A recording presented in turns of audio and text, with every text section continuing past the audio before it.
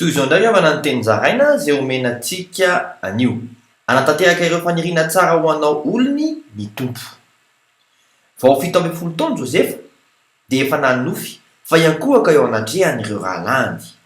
Araka ny voasoratra ao amin'ny Genesis 7:17 amin'ny anaran'i Jesosy hoe indro namay amboara tany an-tsaha isika ary indro niarina ny amboarako sady nijoro. Ary indreo ny lahatra manodidina kosa ny amboaranareo ka ny ankohaka teo anatrehan'ny amboarako.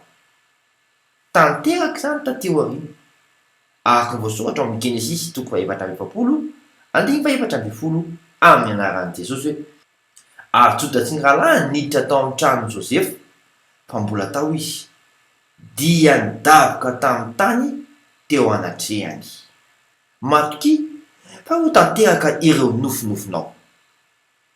Vavaka isika raha eo misaotra anao mampafantatra mialoha ny momba no aviko amin'ny anaran'i Jesosy Kristy velona avy any Nazareta.